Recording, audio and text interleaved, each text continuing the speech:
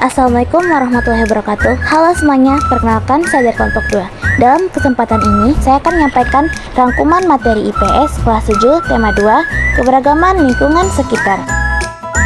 Sejarah masa praaksara. Bumi sudah sangat tua dan banyak mengalami kerusakan, pemanasan global atau global warming, efek rumah kaca, polusi udara, air dan tanah merupakan contoh yang dapat merusak bumi. Ketika awal penciptaan makhluk hidup, kondisi memengaruhi perkembangan. Bumi kita sudah stabil dan dapat ditempati dengan baik oleh makhluk hidup. Proses perkembangan bumi dibagi dalam 4 zaman, antara lain zaman Arkaikum atau Arkeozoikum. Zaman Arkaikum merupakan zaman tertua yang berlangsung sekitar 2500 juta tahun yang lalu. Pada zaman ini, keadaan bumi belum stabil. Suhu bumi masih sangat tinggi dan tanda-tanda kehidupan belum muncul. Zaman primer atau Paleozoikum. Paleozoikum atau zaman hidup tua telah berlangsung sekitar 340 juta tahun lalu. Pada zaman ini, mulai ada tanda-tanda kehidupan yang ditandai dengan kemunculan makhluk hidup berupa organisme bersel satu. Zaman sekunder atau Mesozoikum. Zaman Mesozoikum adalah zaman hidup pertengahan yang sudah berlangsung sekitar 140 juta tahun silam. Pada zaman ini, muncul hewan-hewan reptil besar seperti dinosaurus. Oleh karena itu, zaman ini juga dikenal dengan zaman reptil. Zaman hidup baru atau Neozoikum.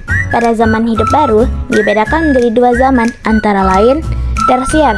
Zaman Tersier terjadi sekitar 60 juta tahun yang lalu. Pada zaman ini, dinosaurus telah punah dan mulai berkembang menjadi jenis binatang menyusui atau mamalia. Kuartier. Zaman Kuartier mulai terdapat tanda-tanda kehidupan manusia. Pada zaman ini merupakan zaman terpenting bagi kemunculan aktivitas manusia. Interaksi manusia dengan alam.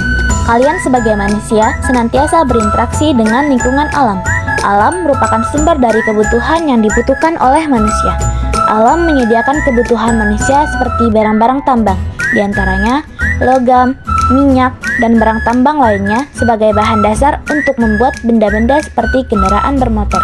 Tetapi, interaksi antara kalian sebagai manusia dan lingkungan juga dapat menimbulkan konsekuensi berupa pencemaran lingkungan sebagai dampak negatif. Berikut merupakan beberapa contoh pencemaran sebagai akibat interaksi manusia dengan alam yang bersifat merusak. Pencemaran udara. Pencemaran udara dapat terjadi karena emisi gas yang dihasilkan selama proses pembakaran. Pembakaran tersebut menghasilkan gas karbon dioksida atau CO2. Kandungan CO2 yang tinggi di lapisan udara bumi atau atmosfer berdampak kepada terciptanya efek rumah kaca. Akumulasi emisi gas mengakibatkan pancaran panas matahari terperangkap di lapisan udara bumi, sehingga terjadi kenaikan suhu di permukaan bumi. Pencemaran air. Tingginya konsentrasi zat-zat berbahaya yang terkandung dalam zat air mengakibatkan pencemaran air. Pencemaran air dapat terjadi karena penggunaan bahan peledak untuk menangkap ikan dan limbah industri yang dibuang sembarangan. Air memiliki peranan penting dalam kehidupan manusia. Berbagai aktivitas manusia seperti memasak, mencuci, dan mandi membutuhkan air. Perairan yang tercemar dapat berdampak pada kesehatan manusia, berkurangnya ketersediaan air bersih, dan mengganggu keseimbangan ekosistem air. Pencemaran tanah. Pencemaran tanah disebabkan karena tanah kehilangan komponen penting sebagai daya dukungnya.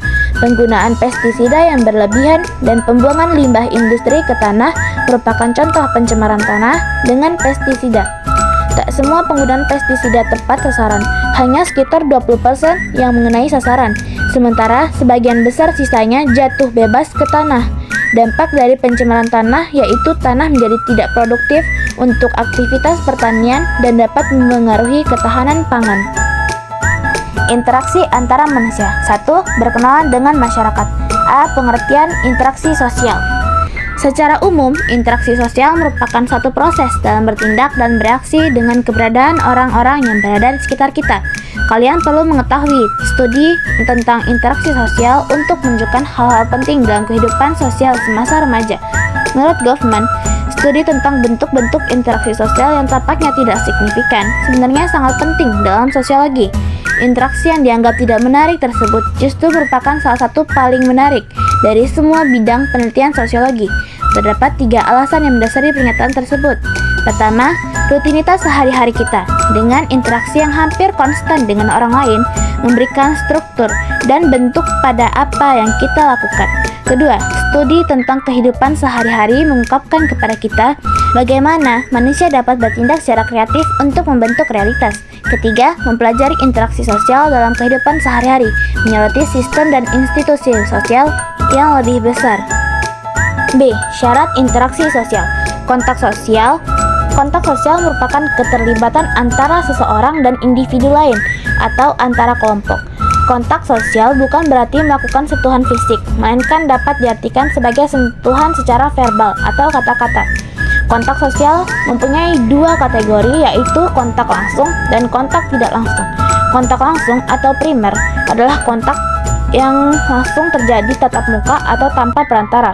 Kontak langsung sangat lazim terjadi karena dialami dan dilakukan sehari-hari, seperti memberikan sapaan kepada orang lain, berjabat tangan, berbincang, dan berdiskusi. Dalam hal ini, kontak sosial dengan teknologi tidak dapat dikategorikan sebagai kontak langsung atau primer. Kontak tidak langsung atau sekunder meningkat semenjak kemunculan media berbasis elektronik yang dapat diakses menggunakan internet. Berbagai platform media sosial dapat digunakan seperti email, Twitter, Facebook, Instagram, dan media lainnya. Komunikasi. Komunikasi adalah suatu proses dalam menyampaikan pesan dari penyampai pesan atau komunikator kepada penerima pesan atau komunikan. Komunikasi terjadi dan berlangsung jika individu menyampaikan satu rasa atau stimulus yang dapat direspon atau dijawab oleh individu lain yang dituju. Komunikasi terjadi setelah kontak sosial berlangsung, tetapi kontak sosial tidak selalu dapat diikuti oleh komunikasi. Komunikasi dapat terjadi apabila telah didahului oleh kontak sosial. Proses komunikasi terjadi lebih panjang dibandingkan proses kontak sosial. Hal tersebut terjadi karena melibatkan pertukaran-pertukaran pesan yang berbentuk verbal atau non-verbal. Bentuk verbal berbentuk kata-kata yang disampaikan melalui pembicaraan, diskusi, dan hal-hal sebagainya, melalui mimik atau ekspresi wajah, gestur, atau gerak tubuh dan bentuk gerakan tubuh. Bahkan bahasa tubuh kita dapat menyampaikan pesan yang tidak sesuai dengan kata-kata kita. Salah satu aspek utama komunikasi adalah ekspresi wajah dari emosi. Demikian rangkuman materi tema 2 kelas 7 keberagaman lingkungan sekitar. Thank you very much.